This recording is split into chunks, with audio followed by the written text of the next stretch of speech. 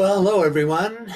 Welcome to this 57th webinar on the Secret Doctrine. As you know, I usually like to show esoteric artwork as the splash screen to start things off. But since this photo was just recently released, I think this week, of this, the new Webb telescope out beyond the moon, a million miles away, I couldn't resist but bring it up because of just the extraordinary quality.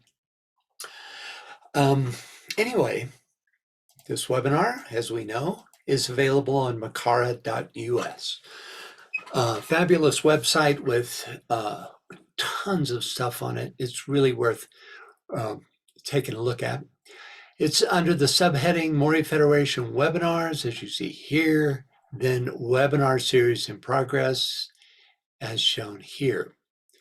All episodes of this, the Secret Teachings of All Ages, and the Treatise on Cosmic Fire series are also available on YouTube. Just do a search for Francis Donald and the webinar name. Okay. This month, in our reading of Old Diary Leaves, Colonel Olcott meets the professional portrait artist Hermann Schmidtchen and asks him to paint a portrait of his master. This is the source of a very popular painting of a master that you're all going to be familiar with. So can we get a reader, please? I'll start. My earlier readers will recall my description of the way in which my adept guru redeemed his promise that he would give me his portrait at a convenient time. This was a profile likeness drawn by an amateur who was not an occultist, either trained or untrained. And so, while the resemblance was unquestionable, as I verified later in personal intercourse, it did not show the soul splendor that lights up an adept's countenance. Naturally, I wanted to get a better portrait if possible, and bethought me to try whether my sympathetic artistic colleagues in London could get clearer, more lifelike spiritual glimpses of this divine face. Okay, so this is the portrait that initially he's talking about up here, right?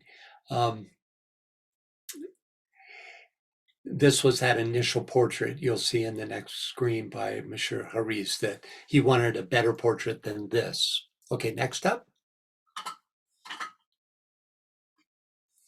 Greg, can you read that, please? Yep. Can you hear me okay? Everything Yeah. good? Hey, Greg. All right. Please. Okay. Upon broaching the subject, the 5 professionals and 2 amateurs, whom I addressed, very kindly and willingly consented, and I lent each in turn the photographic copy of the original crayon sketch that I had with me. The results were very instructive. One had got the right idea of his complexion, another of his profile, and a third, my respected friend, MMD Steiger. Mademoiselle de Steiger, she's over here. Yeah. Okay. Of the luminous aura that shimmers about his head. But neither of the 5 was on the whole a better likeness than the New York sketch by Monsieur Haris.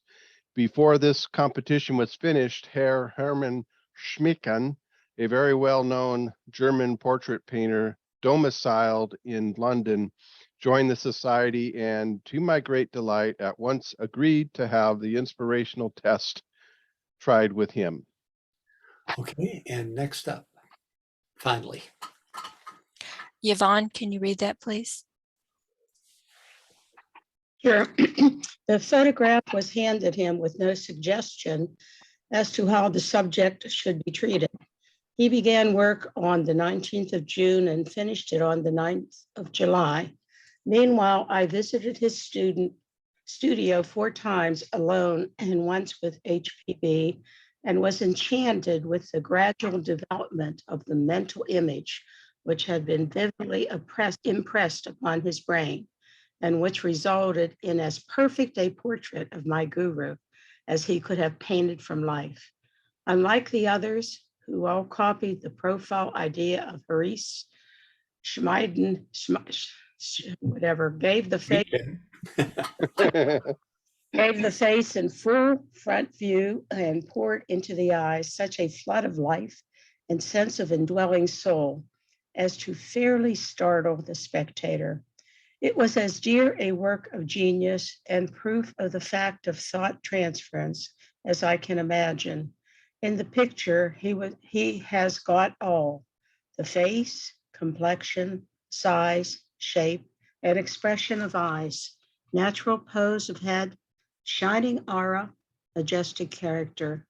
This is also true of the companion portrait, which Shamaishan painted in our other chief guru, and one feels as if the grand eyes were searching his very heart. Could I ask you something, Francis? Sure. That picture you showed us initially of the galaxy, or that, Oh, yeah. could you just sort of point out what's what there? No, No? I can tell you, well, there is no, here, let me get back. I mean, I thought I saw something like whirling, going counterclockwise or clockwise, or Yeah, that's probably because of the, when I said nose, I'm sorry about that. That was rude. It's because these aren't known constellations, known galaxies. This was described, and I'm happy to tell you this because it's so interesting, that if you were to hold a grain of sand at arm's length, that would be the area of the night sky that this photograph encompasses. So if you were to imagine how many grains of sand it would take to fill the entire 360-degree sphere of the night sky, and that's what you would have if you did a composite of these. And in every one of those grains of sand are these galaxies. And these, like especially this one here, you see that looks like it's that's a galaxy? that's actually a galaxy in formation. Okay. As is these. Now, the reason I think that they're have that swirled look is because they had to be a time exposure and there was a natural shift. But I'm not sure about that. That this could be inherent to these galaxies. These big stars are in the foreground. What they did is they chose a place in space that was the least populated so they could see through the stars Wow. to this great distance of 13 billion light years. So, now, of course, the Big Bang is very questionable as a theory. Even scientists now are questioning it. And I'm not an astronomer, so I can't go deep into this. But according to that, then we would be looking at the very first formations of these galaxies. That's wonderful. So Yes. this happened, this was actually 13 billion years ago. We're seeing a picture of what it was then. That's right. Yeah, you're looking 13 billion years into the past. And that's what these farthest galaxies that I'm pointing out Yeah, represent, that's wonderful. Thank you. I was trying to figure out what they were. Yeah, you bet. I just wanted to say I put it in the chat, but if you go to the nasa.gov and look at the, NASA reveals the Webb telescope's first images, they show those 4 images and they explain them. So Great. And then Greg says also we are seeing distances. Thank you, BL. The difference in the stars, they're all at different distances. And somebody has a hand up. Most of that, well, I'm not going to go back, but most of what you saw, except for those bright stars that had points going out, most of them were galaxies, not stars, going way back. What that telescope sought to do, as Hubble has done before it, is to find the emptiest parts of space so that it can look in between the stars to the distant edges of the universe. Go ahead. Greg, did you have your hand up? I did, and I just was commenting back on what she was saying. It's like, yeah, we're looking in those pictures, we're looking at 13 billion years ago, which is also 13 billion light years away. Right. And then I mentioned here that remember that old statement, on a clear day you can see forever. Well, in this case, on a clear night with this telescope, you can see essentially forever as we know it. Yeah, good observation, Greg. And I don't know how much astronomy you want to get into this, but the Hubble telescope is in a low Earth orbit, which means it's in the orbit of the Earth, and so the Earth gets in the way. This particular Webb one is, I forget how many, 1 million miles out or something. Anyway, it's beyond our orbit. So it has this clear, unimpeded vision, and it can look at things and take pictures for a heck of a lot longer. Not only that, but it's so much newer and better that the pictures are so much clearer. I'll buy one. Yeah, and then Vivian says to add to the James Webb is seen in infrared light. So yeah, there's and you get that infrared shift that there's a lot. Let's not go any deeper into this. This is it's a fascinating subject. Go to the website if you're interested and check it out. Really great stuff. So, okay, to turn the corner here. Last month we finished HPB's commentary on verse 2, which reads, "The swift and radiant one produces the 7 Laya centers, against which none will prevail. To the great day be with us, and seats the universe on these eternal foundations, surrounding Dzyan Chan with the elementary germs." So we'll start today by taking a look at the verse itself. First, the swift and radiant ones produces the 7 Lyasinders, means Fohat, who is the swift and radiant one, and who personifies the septenant, intelligent, electrical energy of our solar system, produces, in response to the word, the 7 subplanes of the cosmic physical plane. So that's all in that one phrase. The 7 Laya centers are the 7 subplanes of the cosmic physical plane. Next, the phrase, "against which none will prevail to the great day be with us," means that the 7-fold cosmic physical plane will remain intact throughout the Manvantara, up till that time when separation ceases and all is drawn back into pralaya, that state of unity called by Theosophists the day be with us. And Manvantara just means a period of activity, a universal period, cyclic, of outer manifestation.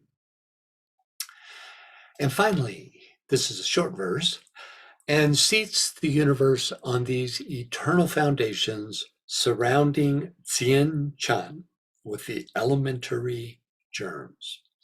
So the universe, or Dzyan Chan in ancient Chinese, remember, this is the first stanza to come from Chinese sources. All the rest seem to be drawn from Sinzar. This is ancient Chinese. So is quote unquote seated, that is to say, forms the foundation and governs the outer expression of the universe during a Manvantara. The 7 grades of substance, which form the 7 subplanes, are the 7 elements, or elementary germs: earth, water, air, fire, and ether, plus 2 unknown elements, to be revealed in later cycles. Any thoughts or questions so far? If so, just raise your hand whenever you would like. Okay, let's take a look at Manly P. Hall, what Manly P. Hall has to say about verse 2 of the stanza. Can we get a reader, please? Here on the right. Karen, can you read that for us, please? The 7 Laya centers were formed by Fohat as the germ of the coming planets. They were vortices, low-pressure areas, which ever moving, spinning, and twisting, later gathered the worlds about them, veiling themselves in planets and other celestial bodies. Nothing will prevail against these centers until the great day of dissolution. The physical universe is built around these germs, which are its true foundation. Each of these series of wheels consisted of 7 large wheels, each with its 7 smaller globes within itself. Thus, forms were established. Thank you, Karen. Yes, Fohat formed the planets. And MPH gives us a terrific description of this process, even detailing the 7 chains of each planet. But in my understanding, the Laya centers are actually not the planets, but the 7 subplanes of the cosmic physical plane. TCF tells us that the brothers Fohat rule on each subplane of the cosmic physical plane, even going so far as to say that the elder brothers, the elder Fohatic brothers quote unquote, rule on the 1st, 3rd, and 5th subplanes. Also, Fohat forms all aspects of the solar system, not just the planets, including the solar logos itself.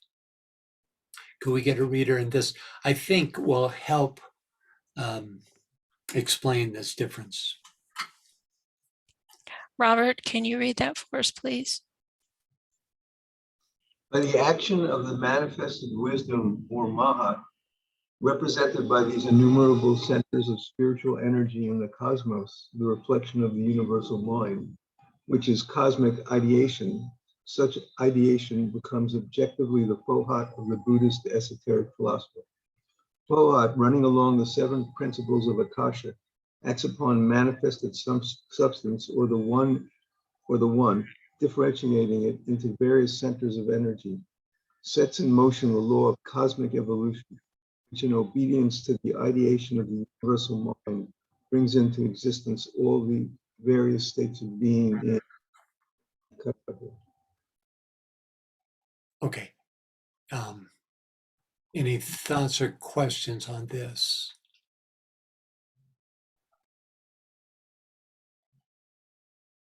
So you see, Fohat running along the 7 principles of Akasha, that's that father-mother aspect of spirit-imbued substance, acts upon manifested substance, or the one element, as declared above, by the differentiating itself into different various centers of energy.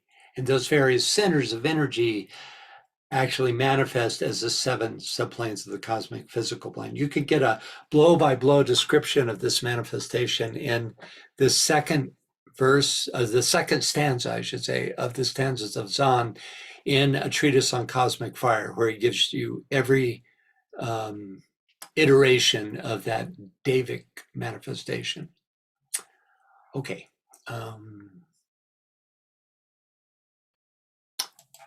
So any questions on anything from verse 2? We're just finishing up. We've been talking about it for the last few webinars. Alrighty then. Next up, verse 3, which reads, of the 7 elements, first 1 manifested, 6 concealed, 2 manifested, 5 concealed, 3 manifested, 4 concealed, 4 produced, 3 hidden, 4 and 1 Dzyan, which means fraction, revealed, 2 and 1/2 concealed, 6 to be manifested, one laid aside.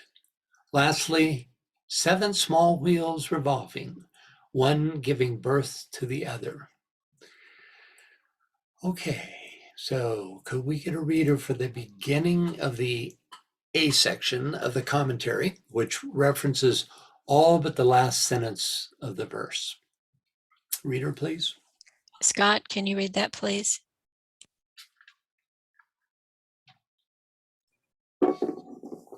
Although these stanzas refer to the whole universe after a Mahapralaya, universal destruction, yet this sentence, as any student of occultism may see, refers also by analogy to the evolution and final formation of the primitive, though compound, 7 elements on our earth. Of these, 4 elements are now fully manifested, while the 5th, ether, is only partially so, as we are hardly in the second half of the 4th round. And consequently, the 5th element will manifest fully only in the 5th round. The worlds, including our own, were, of course, as germs, primarily evolved from the 1 element in its 2nd stage, Father-Mother, the differentiating world soul, not what is termed the oversoul by Emerson. Whether we call it in modern science cosmic dust and fire mist, or with occultism, Akasha, Jivatma, divine astral light, or the soul of the world. Okay, thanks, Scott. So first up, although these stanzas refer to the whole universe after a Mahapralaya, universal destruction, ... So many of the early stanzas, especially stanza 1, can be read as referring to either or both the universe and our solar system. But as we continue, more and more of the stanzas will refer only to this solar system. In fact, at some point, she actually makes an announcement and says, from now on, the stanzas refer only to the solar system. And it makes sense because we go deeper and deeper into manifestation as we move through these stanzas. And of course, it will be our solar system that can be explained in that way. I thought I saw a hand there. Yeah, there's so many people here. I have to, Robert, go Hi. ahead. Yeah, thank you. In the earlier, I think it was number 2 in the stanza, can we go back? Sure.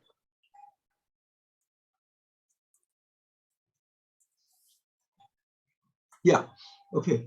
That phrase, against which none will prevail to the great day be with us, the description that it'll hold together, and I think that's true.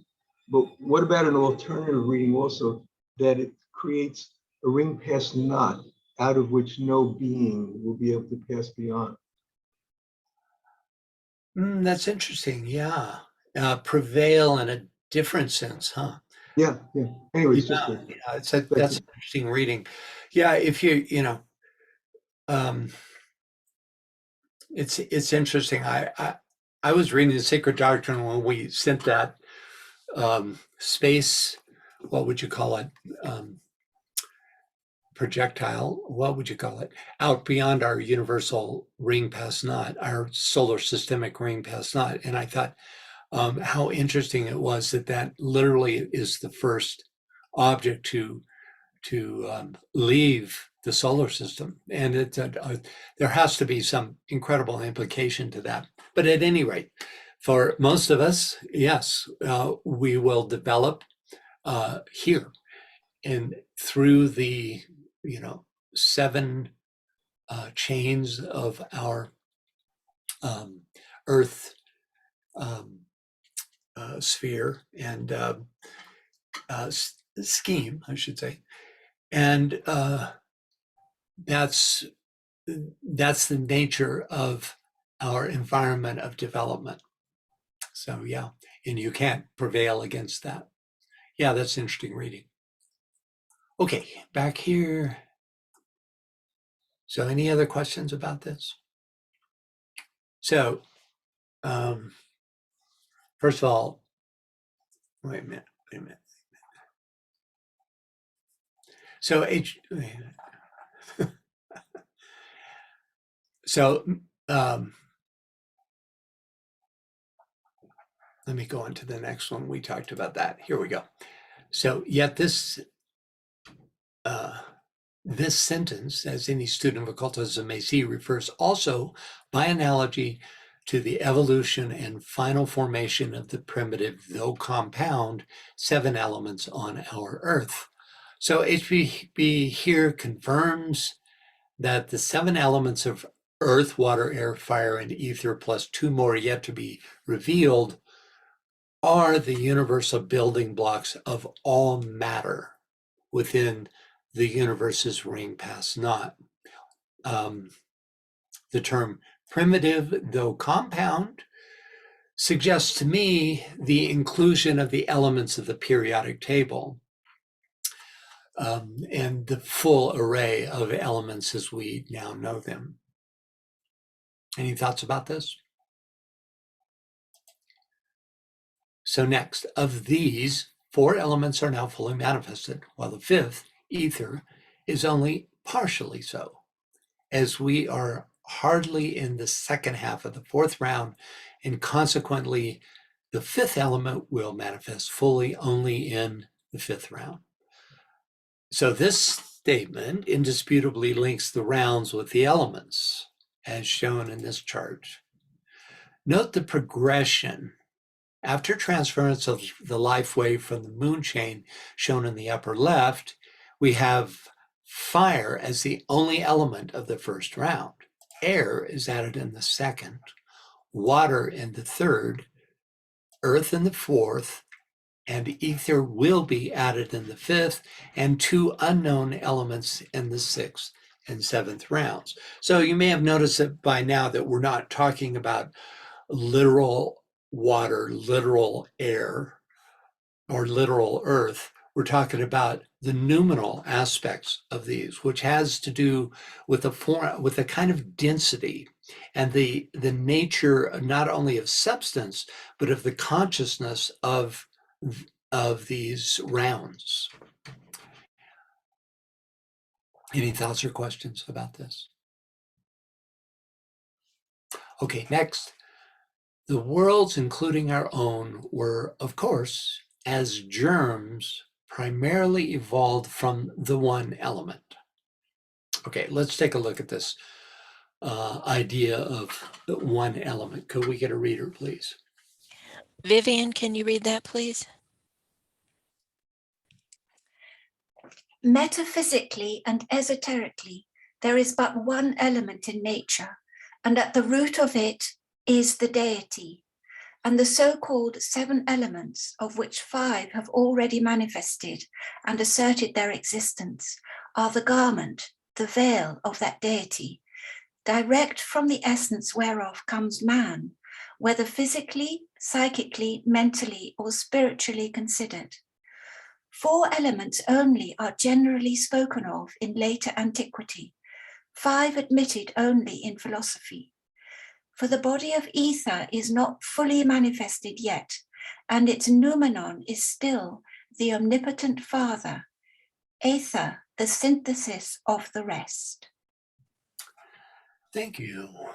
I like this chart on the left because it depicts the underlying universal matrix from which the alchemical symbols for 4 of the 5 elements is derived. So you have the air symbol is this upper pointing triangle with the line up here, derived from this universal matrix.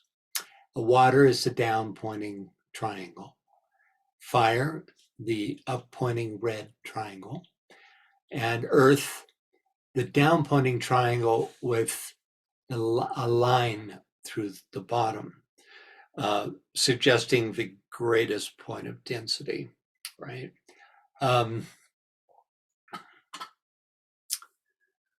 I don't think that the symbol for ether, here called spirit, is universally recognized, and you won't find it in old alchemical texts. In fact, I doubt it'll survive. The symbol will survive much beyond this root race. First of all, it's not in keeping with these other elemental symbols. It's just a kind of universal symbol for spirit. You could say really what this represents is fifth, sixth, and seventh. It's non-specific, even though here it's called ether. Any thoughts about this? Yes, Robert asks, where are these depictions from? You mean, where is this illustration from? The symbols are universal. I don't remember where I picked up this illustration. Sorry, I really should have notated that, but I didn't. Usually when I don't notate an illustration, it's because there isn't one. When I find it, it's just there. And there's no, you go to the web page and it's just, it's indicated on the web page, but it's shown on the web page, but with no annotation as to where it's comes from. So sorry, Robert, I can't tell you. Francis? Yeah. I wanted to say that, like you, I've seen the ones on the top right in a lot of different settings with those, Right. but I've never seen the one on the right, and I really like the description that you had of it, and I like the correspondence that it has to what we know of the zodiac, and the grand fire trine, the grand water trine, the grand earth trine, and the grand air trine. And then of course they have the air and earth have the slashes through them, like you've pointed out, but then spirit has all of them represented. And even though there's only the 6 lines in it, it represents the merging of the 12 axes into 6, or the 12 signs into the 6 axes. So I really like that image. And then Robert says that it looks like a tree of life Oh no, Eleanor is the one who said that. It looks like the tree of life diagram. Yeah. I've seen this matrix, and it's actually very similar to matrix for the planetary chains that you find in a treatise on cosmic fire. I didn't do a direct comparison, but the idea of the chains of a planet, with 6 and then the one in the center being the 7th. It has a similarity there. It's a universal matrix. All it is a 6-pointed star with circles representing the emanation of each of those 6 points, and then from that, all the rest of it is derived. Yeah, I think it's a good one. And Scott's got his hand up. Go ahead, Scott. My thought is that those singular lines with air and earth are actually part of the 2 missing triangles. We have the vertical triangles. We do not have the side ones going side to the side. Right. Right. So we have 1 line from each of those, but not the complete triangles yet. Huh. Yeah, I see what you mean. You see what I mean up there? Like on air, it's right at the second. There you go, and then down to the bottom. Yeah. Right. Exactly. Is that right? Well, the air one would be, astrologically, it would be one of the fire. It's just a matter of how they're turned. Right. And the with the earth one, it would be a line from the water. But that's I think in terms of astrological. So that's what I'm thinking of when I look at that. They could come from anywhere, really. Janet says it looks like a Metatron. A Metatron. I've heard that term. Okay. Janet, do you want to say more about that? Hi. I had purchased for my Angel Metatron a symbol that's so similar to that. Right. It just popped in my head what that is. Yeah. That's that three-dimensional tetrad, where you have an up-pointing tetrad and a down-pointing tetrad. Yeah. So this would be like a two-dimensional illustration of that tetrad, and it's a very powerful magical symbol that's related to the nature of humankind, or of a person. Did you want to say anything more about it? Oh, that's fine. Thank you, Janet. Okay, good discussion. Next up, the one element in its second stage, Father Mother, the differentiated world soul, not what is termed the oversoul by Emerson. Okay, let's read about Father Mother. You know, these basic principles you can't go over too many times. I find them inspiring every time. So let's take a look at way back on page 18 of the Secret Doctrine. Reader, please. Kirsten, can you read that for us, please?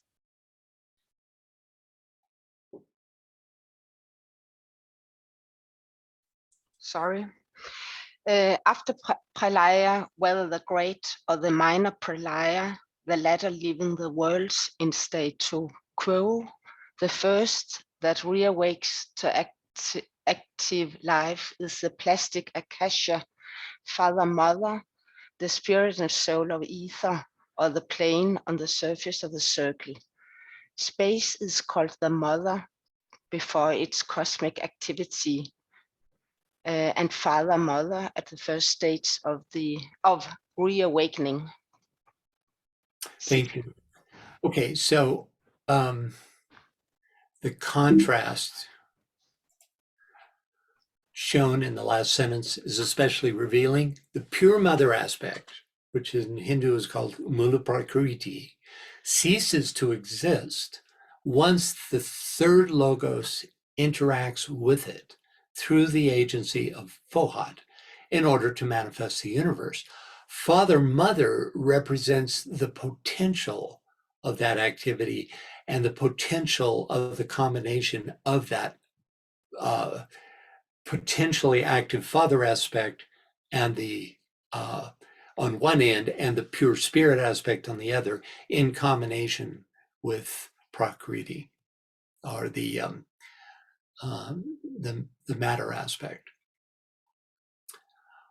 Okay, the oversoul is described in the American Heritage Dictionary as a spiritual essence or vital force in the universe in which all souls participate, and that therefore transcends individual consciousness.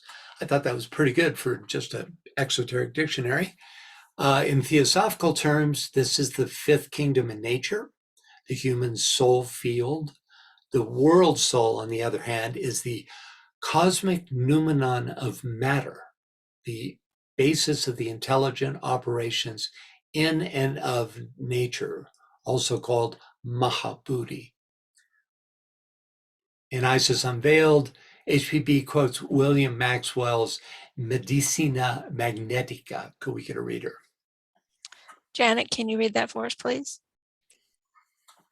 Maxwell, in his Medicina Magnetica, expounds the following propositions, all which are the very doctrines of the alchemists and the Kabbalists. That which men call the world soul is a life as fire, spiritual, fleet, light, and ethereal as light itself. It is a light spirit everywhere, and everywhere the same. All matter is destitute of action, except as it is ensouled by this spirit. This spirit maintains all things in their peculiar condition. It is found in the nature free from all fetters, and he who understands how to unite it with a harmonizing body possesses a treasure which exceeds all riches.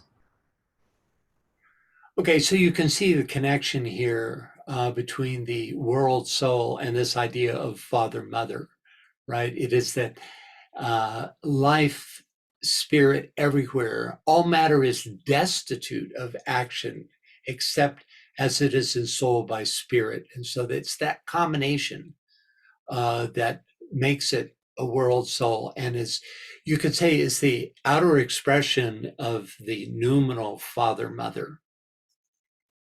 Okay.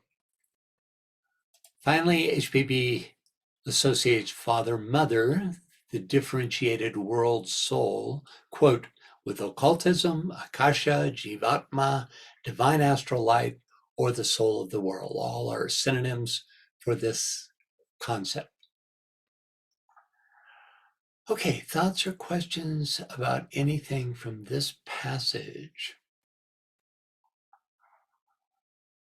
Next up, can we get a reader? Martha, can you read that for us, please?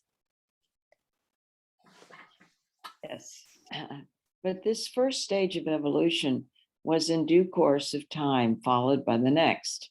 No world, as no heavenly body, could be constructed on the objective plane had not the elements been sufficiently differentiated already from their primeval Elis resting on Leia. The latter term is a synonym of nirvana. It is, in fact, the nirvanic dissociation of all substances merged after a life cycle into the latency of their primary conditions.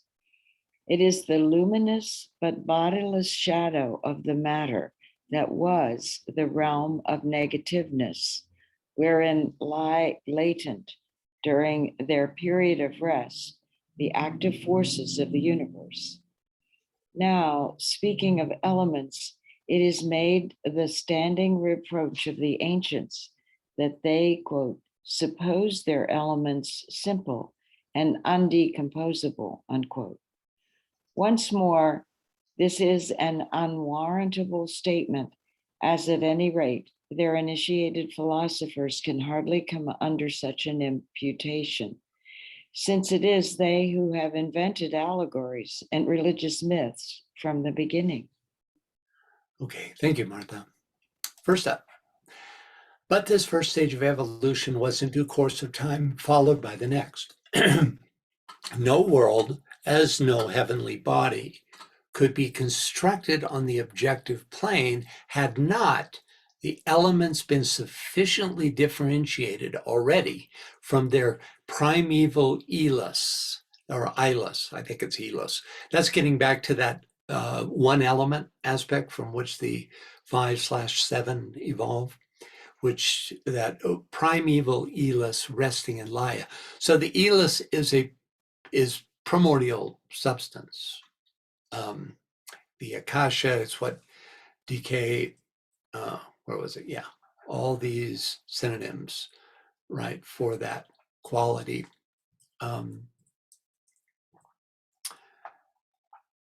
So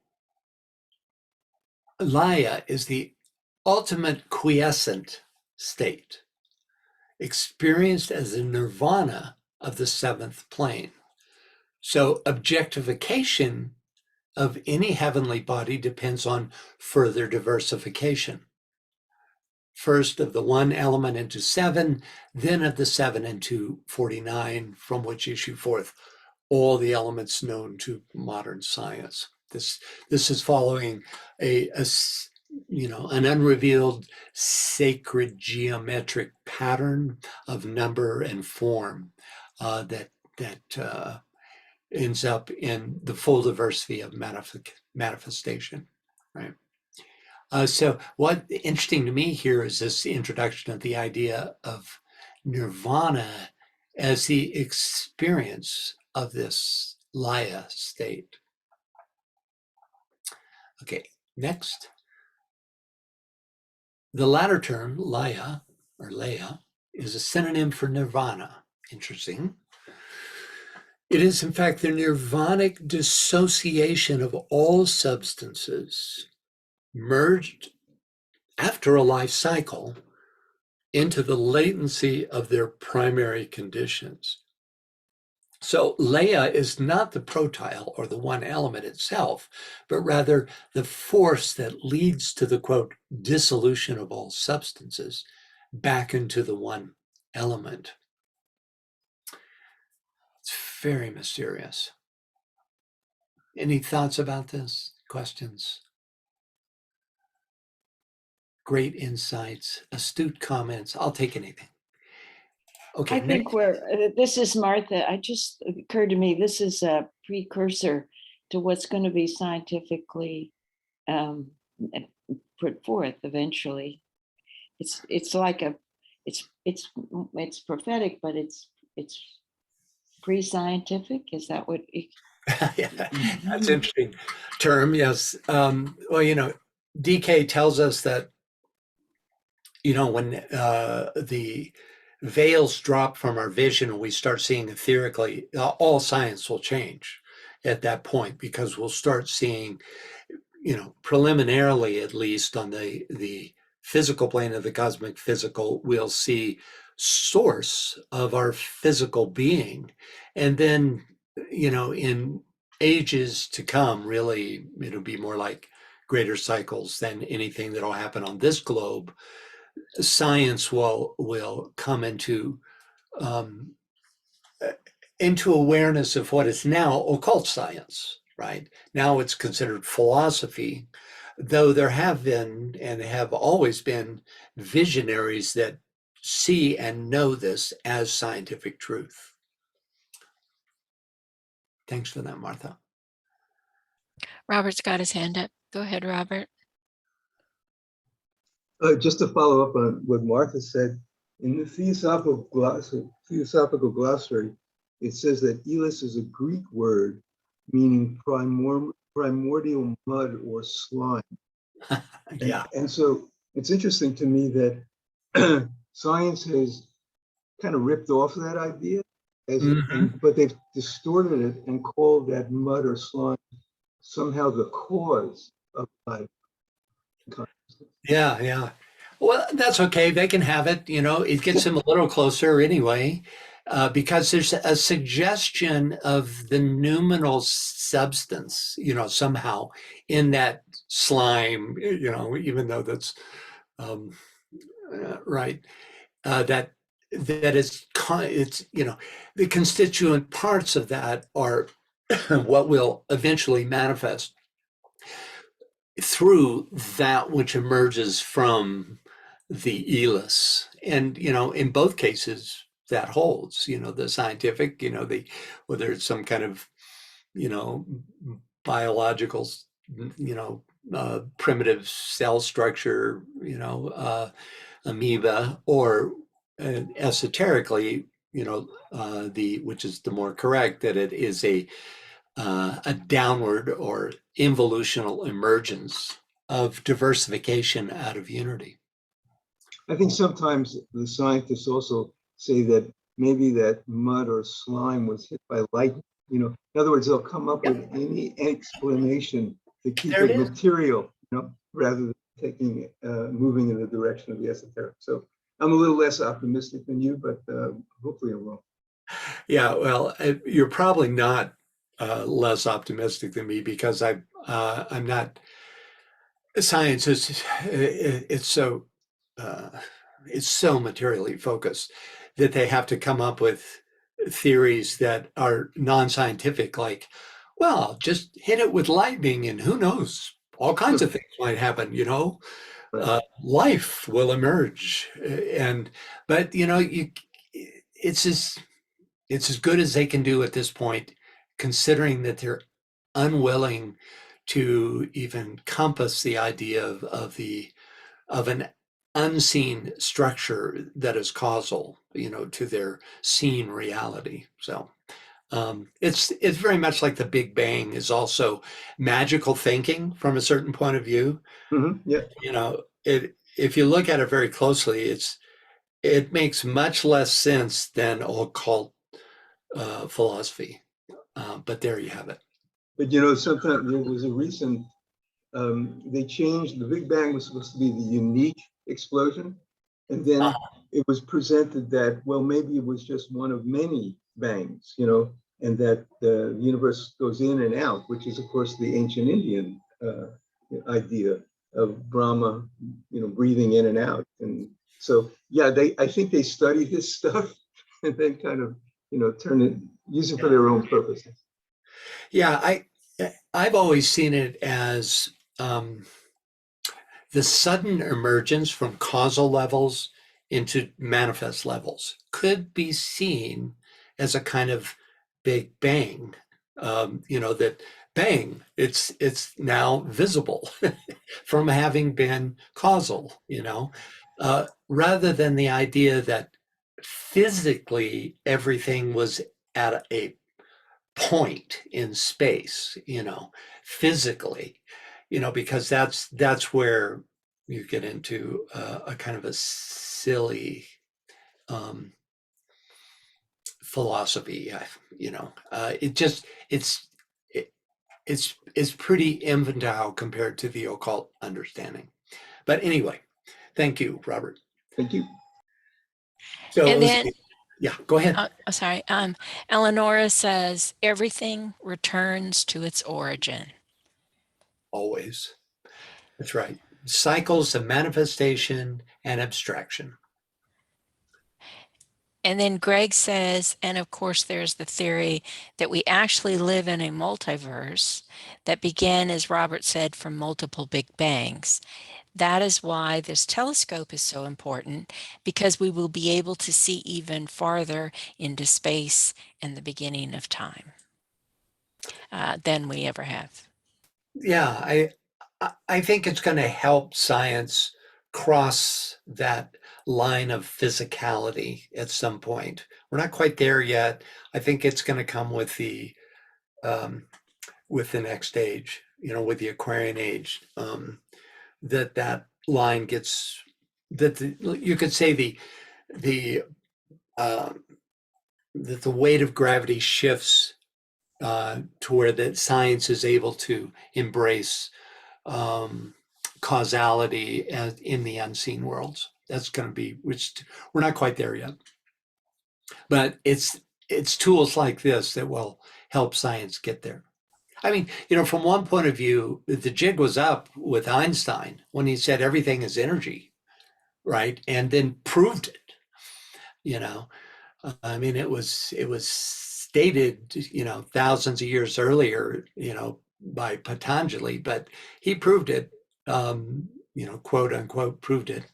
And from that time, we're still trying to adjust our understanding to that great proclamation. And then, there are those like David Bohm who've taken it further than that since then. But, before science as a whole, DK predicted that by 1975, science would recognize the soul as a fact of existence. And that didn't happen, at least not in the 1975 that I lived through.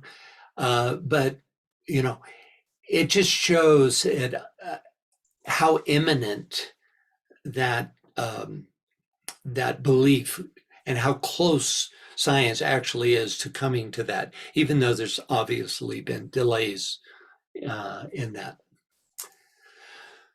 Okay, anyone else? All right, next, it is the luminous but bodiless shadow of the matter that was. And we're talking about this nirvanic idea again.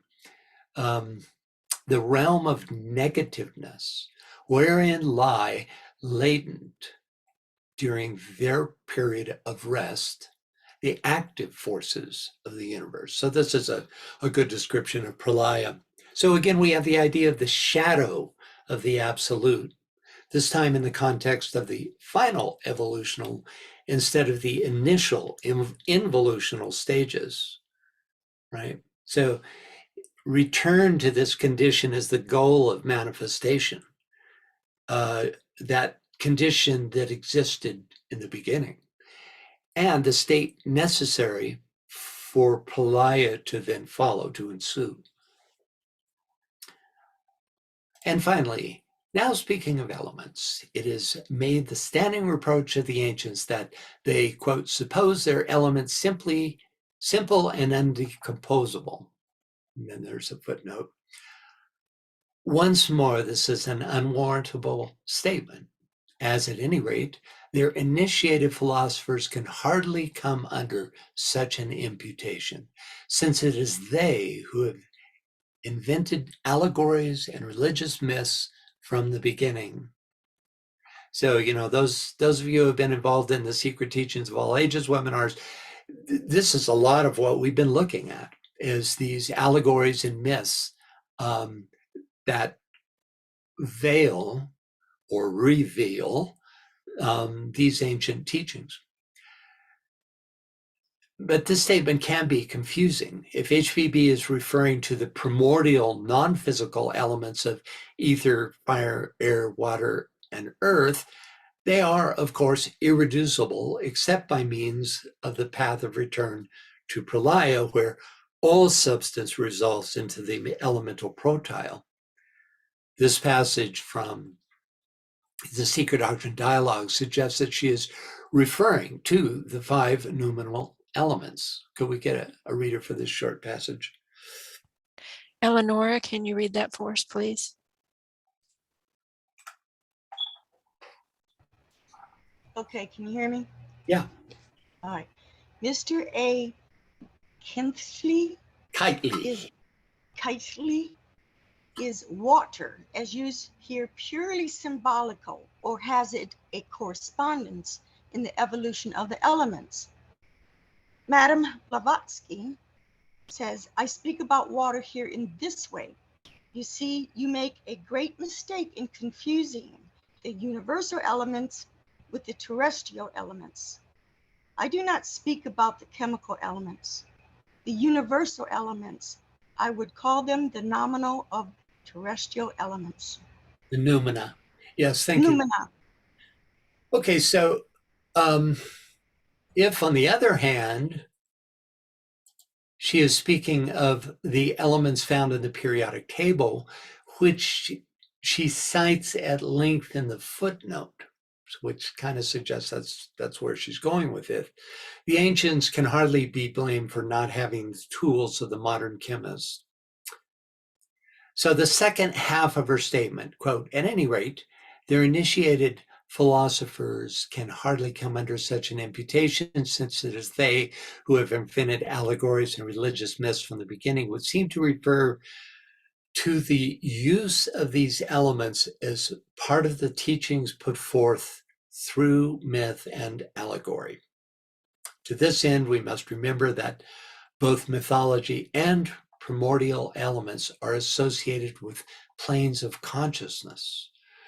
So when you read in a myth that there's either an ascent or a descent, then you will have a further understanding of the myth that you're reading if you can recognize the elements involved with those planes that are being ascended through. So let's take a look at the first half of the lengthy footnote. Hold it just a sec. Sure. Greg wants to know, so what shifts the terrestrial elements into the water elements? Just moving from the physical to the astral plane in any system, either physically or cosmically. In other words, within the cosmic physical plane, the astral plane is considered watery, whereas the physical plane is considered earthy. Also, the subplanes of every plane follows that idea. So the lowest subplane of any plane is the earthy subplane of that plane. So there's a vibrational characteristic to these elements. And so you find that, for instance, water is very akin to astralism. However, ultimately, you have the cosmic astral, which is the source of love, right? So you have intuition, love as well as desire and astrality, all as partaking of the nature of this watery quality, right? In the same way that mentation, the mental, whether cosmic or physical, takes is of the quality of fire. Does that help? Does that make sense? Okay. Greg says, so then are these elements primarily primarily symbolic in nature according, and then I don't see anything under the according. That's all right. I got the gist of it. Well, you know, the problem about using the word symbolic is it suggests that it's not real. In this case, it's actually numinal to the finite reality, you know. So water as it exists in your sink is actually the final and most finite demonstration of this vibratory quality that is called water on, you know, the astral plane and on the second or the sixth subplane of every plane. Is that clear? Okay, and he finished that according to HPP. All right, now Robert's got his hand up. Go ahead. Robert, Yeah, go ahead. I think in terms of HPB's reaction to Keightley, who is always her straight man, in like a comedy team thing. Yeah, it's true. I think when she uses the phrase terrestrial elements, water is included in that. She's talking about all the earthly, physically. Yes. Yeah, that's right. I think I may have misinterpreted your question. Yeah, all the terrestrial elements would be as they, let's go back there. As they exist, where was that? Yeah, as they exist in, you could say technically in the physical subplane of the cosmic physical plane would be the terrestrial elements, right? Right. And the universal elements would be their prototypes on every plane, which is what I explained. So, yeah, thanks, Robert. So you want to reframe your question? Because I may not have answered it. Or are you good? Greg? I think I'm good. I just was bringing the different perspective into it to get us thinking about it. There is a third aspect that directly, and it comes from Agni. This is the way I would envision it. And that third aspect of the fires of mind would be the fire by friction. And in that third expression, we have heat. And when that heat is directly focused on whatever elemental exploration you get, it could end up pushing it into a higher expression. And so the reason why I brought that question up was terrestrial is really primarily based to our understanding of this earth that we live in, but we can push those elements with heat and air and heat and compression and magnetics to form even greater and more expansive and elements like water, and then we get into gas, and then we get into plasma, et cetera, on into infinity, at which point either we meet the one in whom not may be said, the immutable one, or we meet the very core essence of the dense after it's been transformed over several cycles into something greater. Okay. All that you mentioned, the for instance, plasma, this still belongs to the 7 elements. There's no condition that we could produce through any form of stimulation like heat or fire by friction or electric fire or any other condition that would fundamentally change one element into something beyond the 7, because it's not that kind of element, right? And that's all the farther I want to go with that for now. Let's go ahead with the footnote here. This is, let me see here. Yeah, this we're going to race through this because some of it is really circumscribed by 19th century physics. But there are some good points made. Can we get a reader? I'll tackle it, I hope. Right. The shades of our prehistorical ancestors might return the compliment of modern physicists now that new discoveries in chemistry have led Mr. Crookes, FRS, to admit that science is yet 1,000 leagues from the knowledge of the compound nature of the simplest molecule. For him, we learn that such a thing as a really simple molecule, entirely homogeneous, is terra incognita in chemistry. Where are we to draw the line, he asks. Is there no way out of this perplexity? Must we either make the elementary examinations so stiff that only 60 or 70 candidates can pass? Or must we open the examination doors so wide that the number of admissions is limited only by the number of applicants? And then the learned gentleman gives striking instances. He says, take the case of yttrium. It has its definite atomic weight. It behaved in every respect as a simple body, an element, to which we might indeed add, but from which we could not take away. Yet this yttrium, this supposed homogeneous whole, on being submitted to a certain method of fractionation, is resolved into portions not absolutely identical among themselves and exhibiting a gradation of properties. Okay, let's finish the footnote before we get into it. Is that right?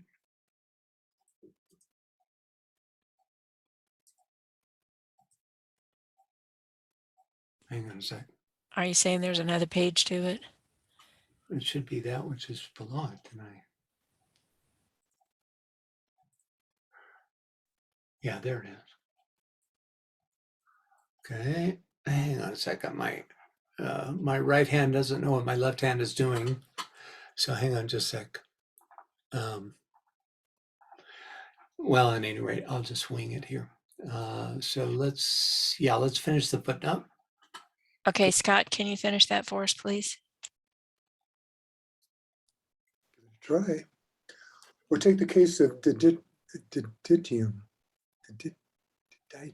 Didymium. Dimium. Yeah, that's it.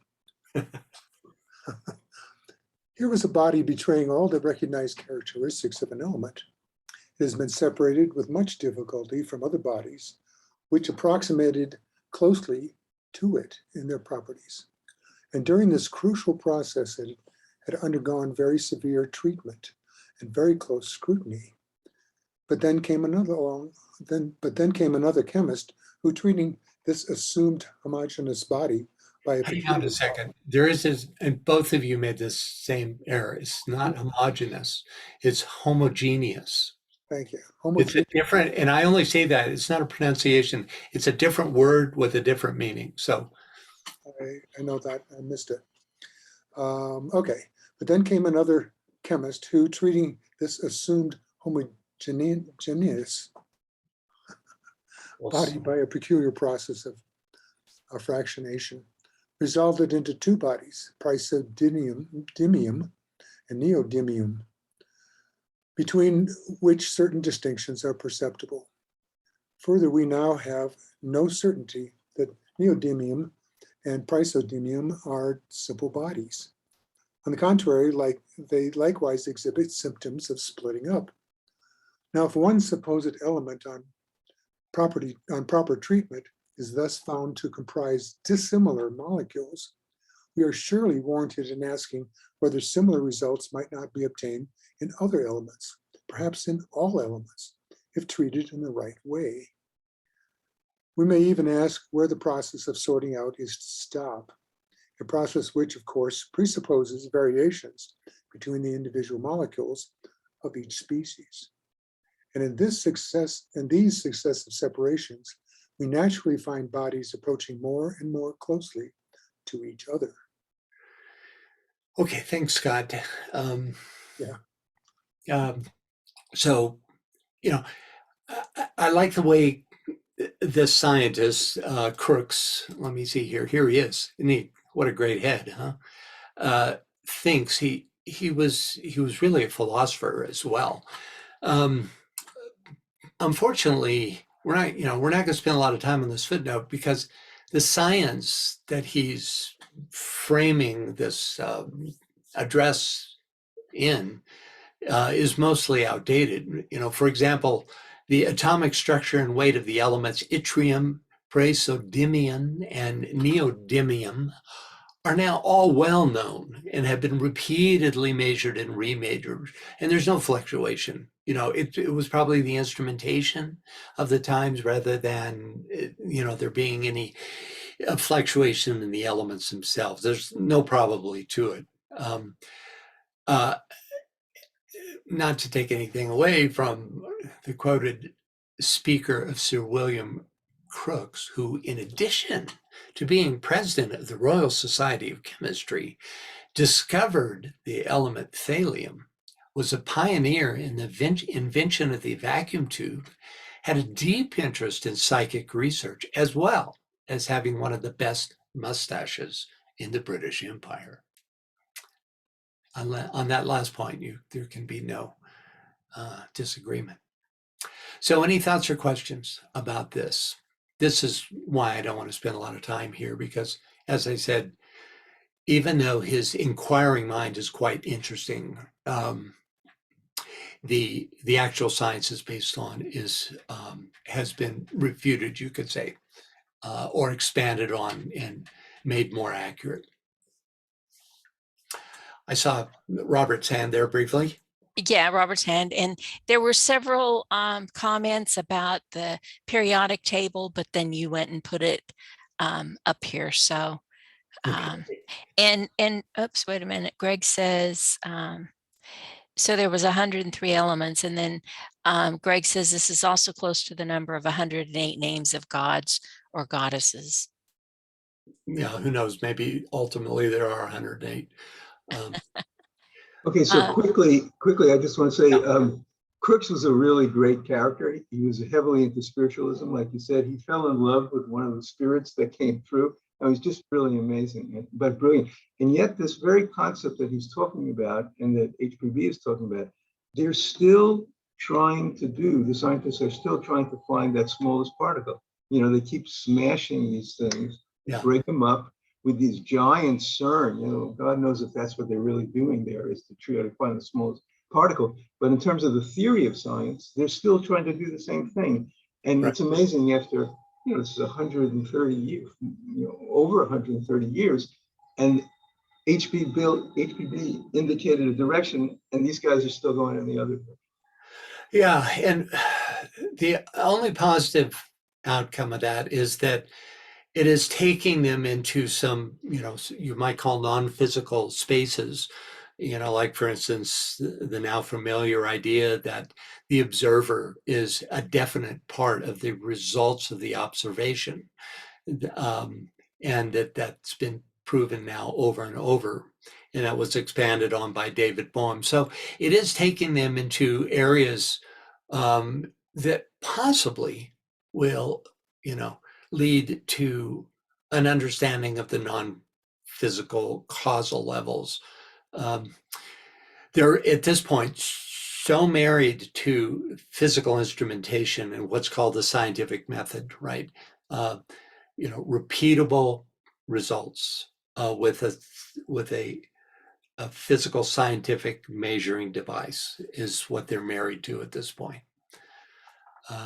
But it's, the thing that's going to blow the lid off of it is etheric vision, which DK tells us, we already have the physical equipment capable of seeing etherically. Our eyes are already set up to see etherically. It's just that our consciousness doesn't allow, the overwhelming majority of us to actually see etherically, but we're not going to need new physical equipment. You don't have to wait till the next root race. You know, it's a question of uh, consciousness, of being able to see what's right in front of you. You know, so I think that's going to be the real game changer. Yeah, although people who actually have etheric vision now, if they're smart, they don't go around advertising it unless they end up in mental hospitals. Yeah, or you know, just discounted. I mean, who wants to prove anything to non, you know, quote unquote non-believers? It's just it's impossible to prove. You know, you could, Amen. you know, and you know, HVB made the mistake of, you know, showing any and everybody her psychic powers when she first started off in the 70s and early 80s. Man, she learned her lesson big time. They came down on her so hard. And she had to deal with that criticism. In fact, in some ways, the Theosophical Society to this day is tainted by the criticisms of her visionary capacity, and her revelations of that, you know, in her life. And she, by the mid 1880s, she had stopped all that stuff because of the unbelieving public. But for her, it was an old habit. Remember that DK says that in a prior life, she was Cagliostro, that she had gotten the Escher Moria into such trouble that they still were trying to fix those troubles. Yeah, yeah. Okay. So up next, could we get a reader, please? Yeah, Greg, can you read that for us, please? Okay. Had the ancients been ignorant of the heterogeneity Right. of their elements, they would have had no personifications of fire, air, water, earth, and ether. Their cosmic gods and goddesses would never have been blessed with such posterity, with so many sons and daughters, elements born from and within each respective element.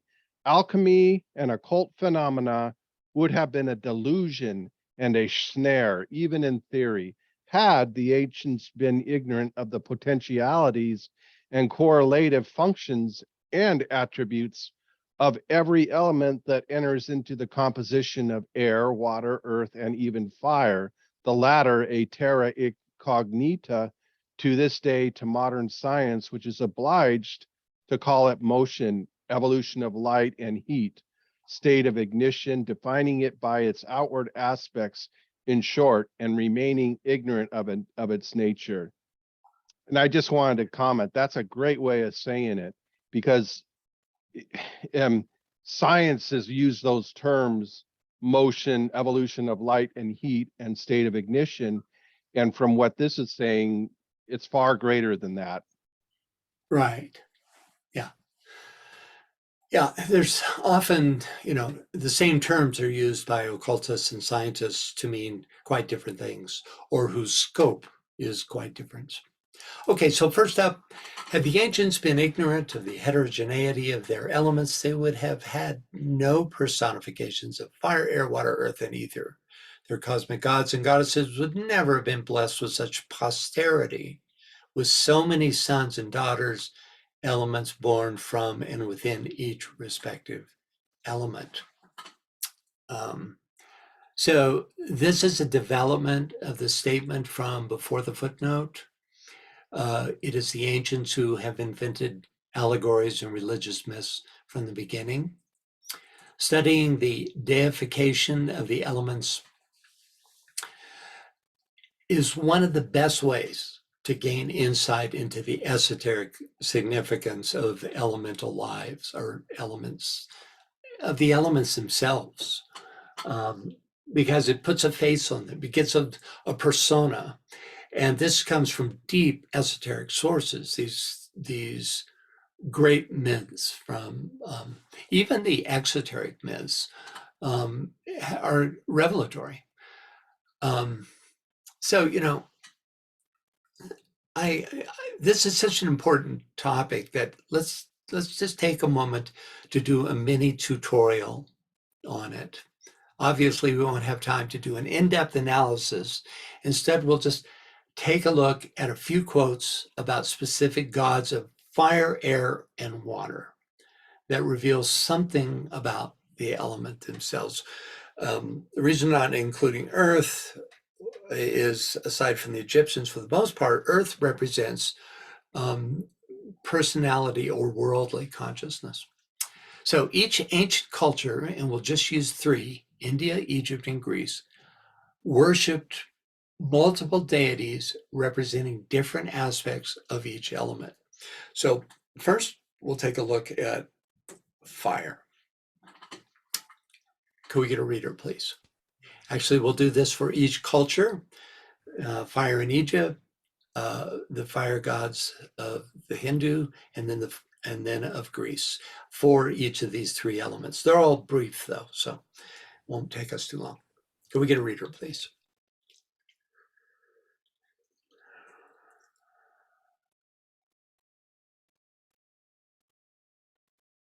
Bill? I'm sorry. Karen, I'd like you to read that for us, please, but I was reading while I was on mute what Greg had to say here. He says, think about certain people who have clearer color vision than average, or Carlos Castaneda's exploration of his concept of seeing in all those books, along with Lynn Andrews in her work. Sure, and if I'm a big fan of Carlos, though I don't recommend it as a primary spiritual practice, because it's not really meant for that. But if you do corollary, like if you're a theosophist, and then you see so many parallels, and it fleshes out so many concepts when you read Carlos, it's just amazing material. Yeah, thanks for that. Okay, reader, please. The first form of a solar deity was one with the elementaries, the god of solar fire, the Har, who preceded the Ra. Ta represented the element later as the shaper by means of fire, the potter, brickmaker, and metallurgist, the Natural Genesis, verse 2, page 60. The phoenix of fire, with the star Sirius at the heart of it that outshone the sunrise, proves the south to be the quarter of fire, the Natural Genesis, page 325. Okay, thank you. And then for the Hindu, the fire god. Martha, can you read that, please?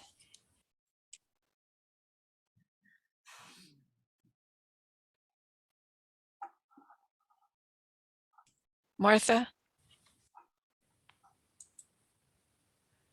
I guess she must have stepped away. Okay. Vivian, can you read that, please? Agni, fire, one of the most ancient and most sacred objects of Hindu worship. He appears in three phases: in heaven as the sun, in midair as lightning, on earth as ordinary fire. Agni is one of the chief deities of the Vedas, and great numbers of the hymns are addressed to him, more indeed than to any other god. He is considered as the mediator between men and gods, as protector of men and their homes, and as witness of their actions. Agni is represented as having 7 tongues, each of which has a distinct name. He is guardian of the southeast quarter. Dictionary of Hindu Mythology, chapter 7. Thank you. And then finally, the Greek fire. Reader, please. Martha? Yes, I'm Thank here. Thanks so much. The vulture indicated the place of the sun, or the solar flyer in the abyss of the inferior hemisphere. The fire that Prometheus was fabled to have snatched from heaven, and Heracles, as the solar god, was said to have slain the bird which preyed on Prometheus. So this is just to give you a taste of each of these gods in each culture. So now we'll get into water, or into air, that is. Yvonne, can you read that, please? The god Shu, who represents the element of breath and air, is the born child of Nun, the firmamental water. The breath of heaven is born of the firmament, which is called the celestial water. Water in its second upper aerial or ethereal condition from natural Genesis. The number 6 is allied to the soul. Proclus says, rectilinear motion demonstrates through the hexad its alliance to the psyche. The soul of breath, says, is synonymous with the Egyptian number 6. Seth is also the verb to breathe from natural Genesis. Shu, bring up Nut, goddess of the sky. Right, you see it here. Okay, and then in the Hindu version for air, Robert, can you read that, please? Vayu, air, wind, the god of the wind, Aeolus. In the Vedas, he is often associated with Indra and rides in the same car with him, Indra being the charioteer. The chariot has a framework of gold which touches the sky and is drawn by 1,000 horses. According to Gupta, there are 3 gods specially connected with each other. Agni, whose place is on earth, Vayu, Indra, whose place is in the air, and Surya, whose place is in the heaven. In the hymn Purusha Shukta, Vayu is said to have sprung from the breath of Purusha. He is regent of the northwest quarter where he dwells. Dictionary Hindu film. okay, and finally air in Greece.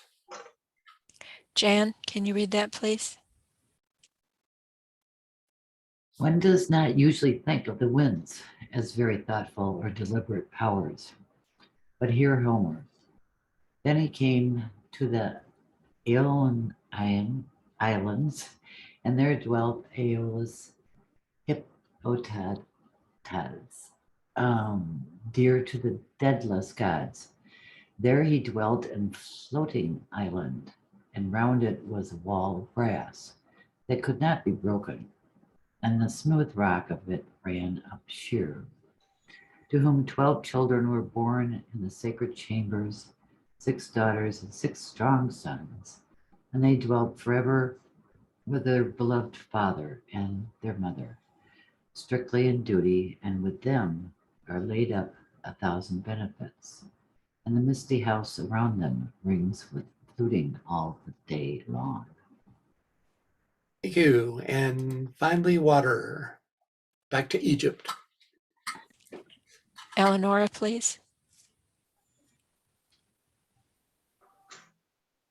2 truths of water and breath were likewise represented by the god Nu, or Kanif.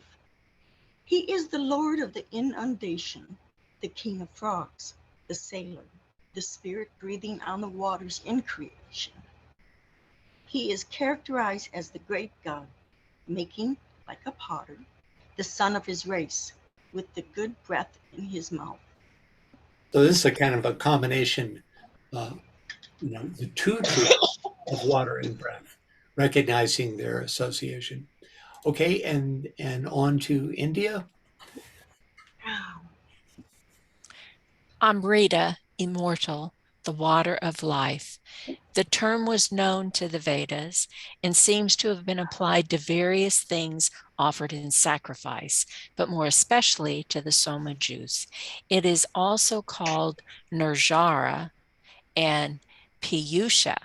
In later times, it was the water of life produced at the churning of the ocean by the gods and demons, the legend of which is told with some variations in the Ramayana, the Mahabharata, and the Puranas. Thanks, Bill. And finally, water in Greece. Kirsten, can you read that, please? The trident of Neptune is a symbol of the 3rd region of the world, which the sea possesses, having an arrangement after the heavens and the air. Thank you. So consistent to introduce the deep philosophy of the personifications of the elements. It's really fascinating. You know, as I said, a lot of our exploration of secret teachings of all ages has brought forth these elements and these different gods. Um, but the idea of personifying an element adds tremendous insight, and it's a way of veiling important teachings about those elements and about the planes that they represent. For instance, you know, an obvious one would be this god who founded Atlantis. And what was the state of consciousness in Atlantean times? Astral polarity. So, you know, you have this definite connection. Alrighty, this Rumi poem describes what HPB meant by the heterogeneity of their elements. Can we get a reader? Scott, can you read that for us, please? Sure. If you're a friend of God, fire is your water. You should wish to have 100,000 sets of moth wings, so you could burn them away, one set a night. The moth sees light and goes into the fire. You should see fire and go towards light. Fire is what of God is world consuming, water world protecting. Somehow each gives the appearance of the other. To these eyes you have now, what looks like water burns. What looks like fire is a great relief to be inside. Yeah. Now there we have an enlightened sage. Any thoughts or questions about any of these examples? Okay, next up. I would ask probably a quick question, but impossible to answer. But do you think that these names are purely personifications of the elements? For example, Agni, Varuna, were they ever beings that, you know, things emanated from or descended from as well?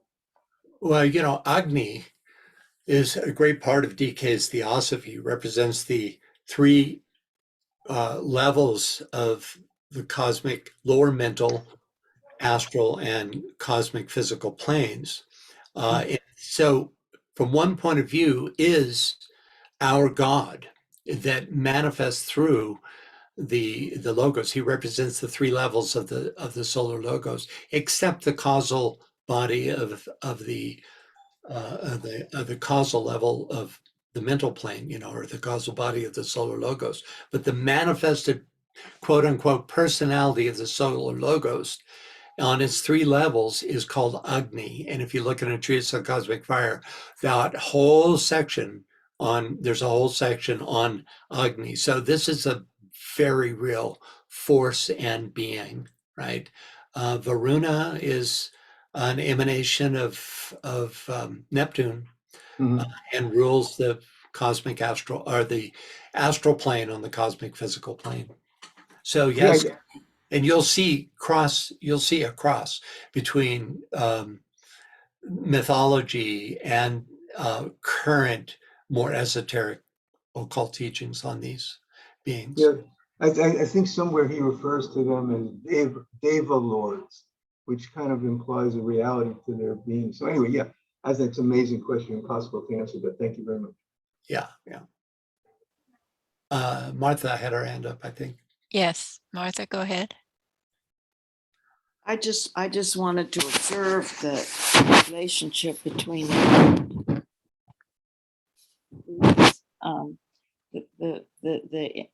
the wisdom of these times is really extraordinary, and I'm glad we stopped for a minute, only just to take in how deeply extraordinary their insight was. That's all I had to say. Yeah. And, you know, by use of metaphor, imagery, personas, they were able to veil their occult teaching and yet still have it be true. You know, so you had the teachings were both appropriate to the exoteric masses. I mean, like the Eleusinian mysteries in Greece, you know, the mystery school there, everyone went, you know, even young children. Um, and yet um, the esoteric part of that mystery school, which was held in another location and was for disciples and initiates, would be teaching the noumenal occult truths behind these outer appealing images. So they really knew how to layer their teachings. And you find this through all the ancient cultures. You know, there were a number of avatars that seeded these teachings, you know, over and over again. Thank you, Martha. Okay, next up, alchemy and occult phenomena would have been a delusion and a snare, even in theory, had the ancients been ignorant of the potentialities and correlative functions and attributes of every element that enters into the composition of air, water, earth, and even fire. Yeah, it was deeply explored. You know, at one point in Secret Teachings, I found a chart. It was actually Taylor. What's Taylor's first name? Gosh, I can't think of it right now. Anyways, an occultist who lived in the late 19th century. Thomas. And, Thomas. Thomas, thank you.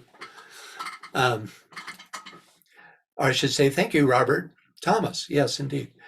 Thomas Taylor, he gives us extraordinary insight, which is that, you know, all these, we're talking about energies, right? So there is a, on the left column, you had all these various gods, which are qualities or vibrations.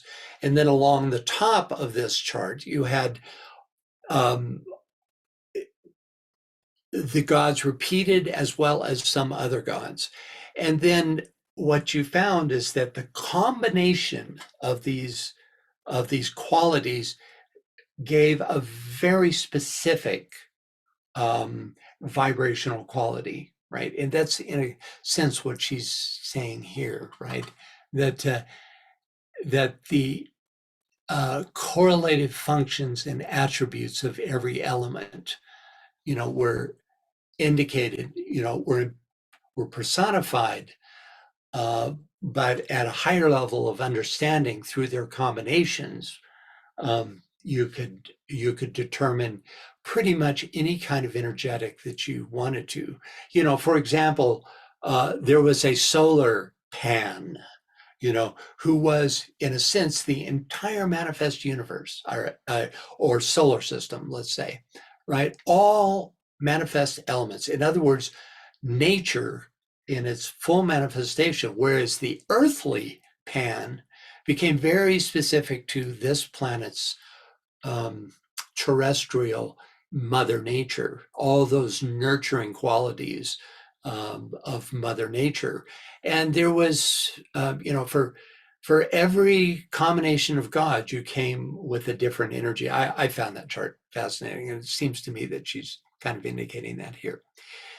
Anyway, moving on, Eliphas Levi gives us further insight into the correlative functions of the four elements of the ancients. Can we get a reader, please? Yvonne, can you read that for us, please? The magical elements are in alchemy, salt, sulfur, mercury, and azoth. In the Kabbalah, the macroprosopus and the two mothers. In hieroglyphics, the man, eagle, lion, and bull. In old physics, according to the vulgar names and notions, air, water, earth, and fire. But in magical science, we know that water is not ordinary water, fire, not simply fire, etc. These expressions conceal a more recondite meaning. Modern science has decomposed the four elements of the ancients and reduced them to a number of so-called simple bodies. That which is simple, however, is the primitive substance properly so called. There is therefore only one material element, which always manifests by the tetrad in its forms. We shall therefore preserve the wise distinctions of elementary appearances admitted by the ancients. We shall recognize air, fire, earth, and water as the four positive and visible elements of magic, from Transcendental Magic. Yeah, thank you. Any thoughts or questions about this? You know, much of this we talked about, but I like this list of descriptions of the same elements, right? In alchemy, it looks like this. In the Kabbalah, it looks like the macroprosopis and the two mothers. In hieroglyphics, the man, eagle, lion, and bull. And then in old physics, you have the names that are used by HPB. Scott's got his hand up. Yeah, Scott. This is of a century ago. Yeah. I'm wondering if the 1923, actually, and that is a century ago. You're right. I'm still living in the 80s. Sorry about that. That's okay. Close enough. I wonder if the alchemists of old knew that it's not just four, because we are talking about seven. Yeah. So I'm wondering if they didn't, in fact, use, I mean, that's where it goes into the alchemy part of it. It's not just four, but there's an etheric and perhaps other higher elements that are involved in it. Yeah. They understood it to be more than four, at least those who knew what was going on. Well, you know, for some reason, that reminds me of this teaching, which is that in Greek times, the existence of the dodecahedron, which was known by such as Plato, were considered secrets of initiation and were not to be revealed to the general public. I would say that we would have a similar situation in alchemy. You know, ever since the 1925 conclave, you know, a lot of veils were pulled off and allowed to be revealed. Even in HPB, which was 1888, you know, as a result of the 1975 conclave of masters, a lot was allowed that wasn't allowed beforehand. So probably in ancient alchemy, if you had an adept, they would have known.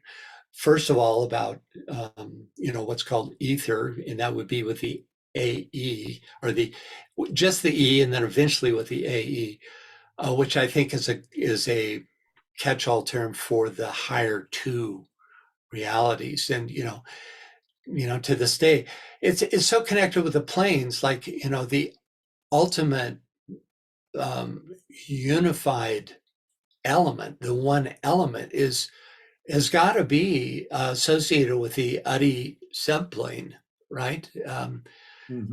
Of the physical plane. It has to be, because that's where all physical diversification emanates from, is that Adi subplane. So you're going to have that one element there. So what's the difference between that and the seventh element counting upwards?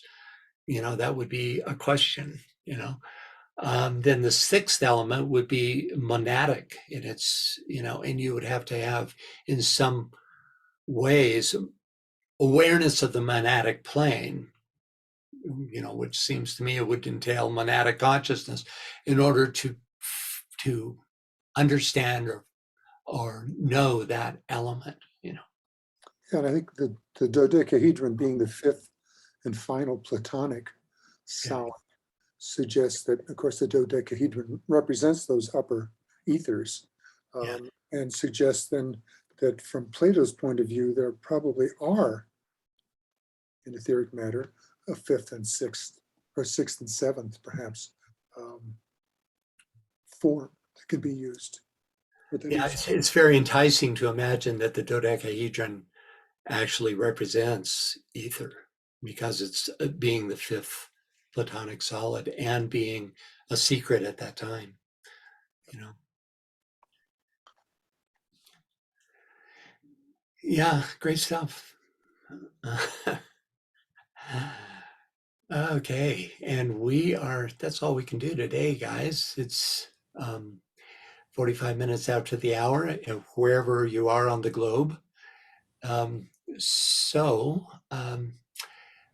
let's get some times for future webinars. I'll start it off by saying that the new Treatise on Cosmic Fire webinar will meet this coming Friday, 2 hours earlier, wherever you are, than this webinar, right? So 5 p.m. GMT time. That's on the second and fourth Fridays. So here we are coming up on the fourth Friday, and then I'll leave it to BL to announce the other two.